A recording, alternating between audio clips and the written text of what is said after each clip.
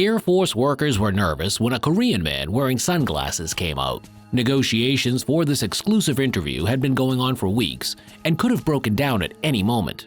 Among the entire press team, only 2 people knew the man's real name, and it wasn't even specific for sure. To everyone else, he was Kim Kuk-sung. Such secrecy isn't surprising since the man is a spy and a criminal. For the first time, he's agreed to reveal how he's been working his way up through the Secret Service ranks for 30 years. He has to dispatch assassins, trade weapons, set up a drug lab, and keep dark secrets. Kim was the most loyal servant, but even that doesn't guarantee security in North Korea. The former colonel was forced to flee.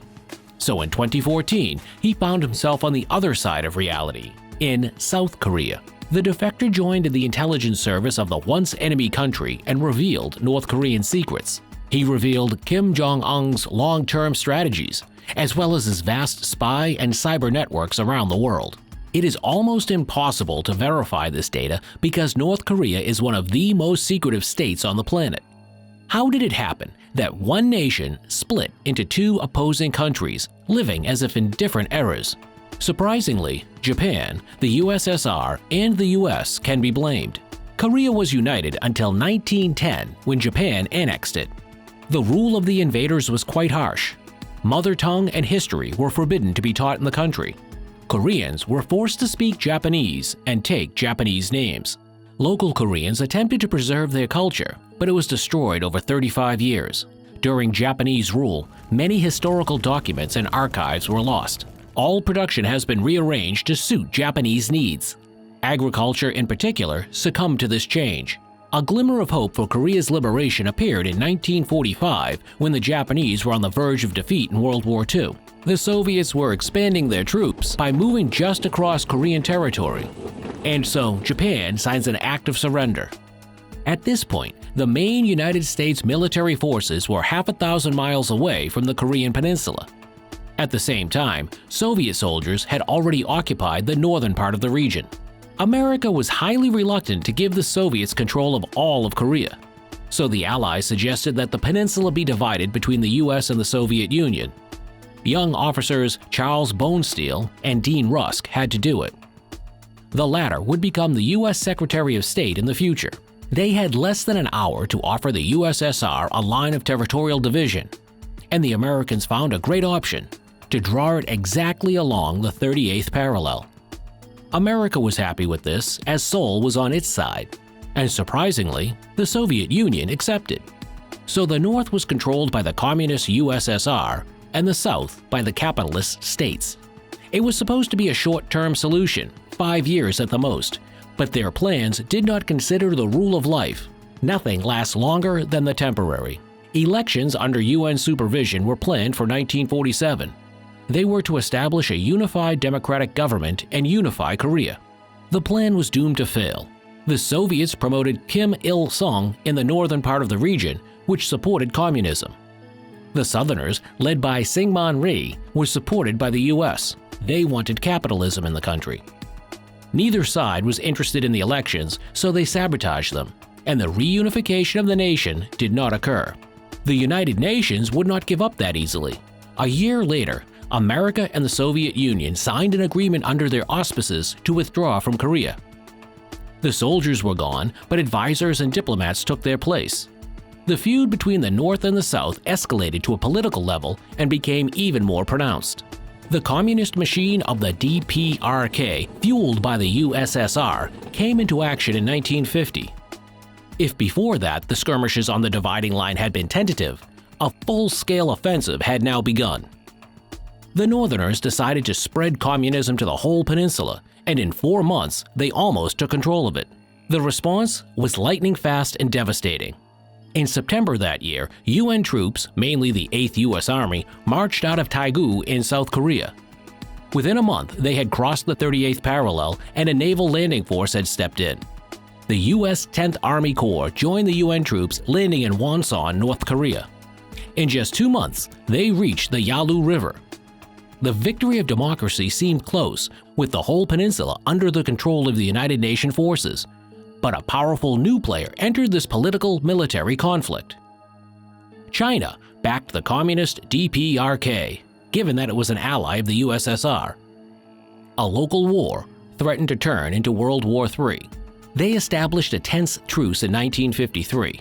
Almost along the exact 38th parallel, a demilitarized zone was established. Border guards at the highest level were organized on both sides. Although there were no active hostilities, isolated incidents strained relations between Northerners and Southerners. In 1968, Chinese President Park Chung-hee was almost assassinated in a failed attempt. It was he who led the South to rapid economic growth and industrialization. In the 1960s and 70s, South Korea had one of the fastest-growing economies in the world, a phenomenon even dubbed the Miracle of the Han River. In 1972, Park secretly negotiated with the North. The governments even agreed on the stages of national reunification. The people had a chance to become one country. But in 1979, Kim Jae-gui, director of the Korean Central Intelligence Agency and a close friend of Park's, shot and killed the president. Jong-hee did indeed introduce reforms that put South Korea on the path of economic growth. But his mainstay in running the country was a brutal dictatorship and suppression of opposition. So his assassination stirred controversy within the society. Some Koreans believe that the assassin tried to liberate the country from totalitarianism. Meanwhile, North Korea had a new trump card in its hand. It began actively financing nuclear development in the country. The United States has again intervened in the situation. They promised to build 2 reactors for nuclear power plants in return for cutting back their nuclear program. The conflict subsided. Then North Korean leader Kim Il-sung died. The situation began to improve. Some residents were even allowed to cross the border to see their families. In the 2000 Sydney Olympics, the North and South Korean teams marched under the same flag. Yes, they competed separately, but the gesture gave many people hope. In 2003, the North-South Project was established as a joint production complex for duty-free trade between the 2 Koreas. It was located in the North Korean city of Kaesong, near the 38th parallel.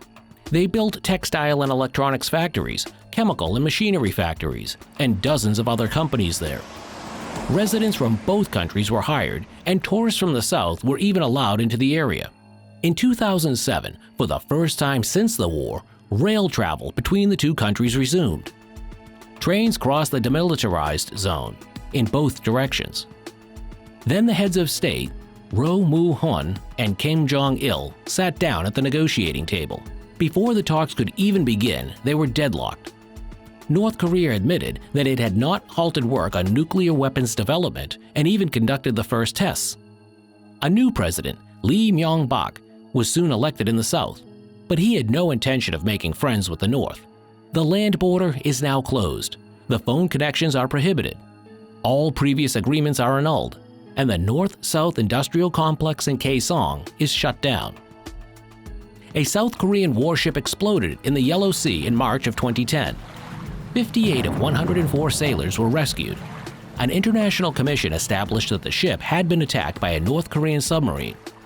The DPRK has denied the allegations. The next bloody conflict occurred during a southern military exercise. Hostiles opened fire on a military base on the border island, sending several bullets into homes.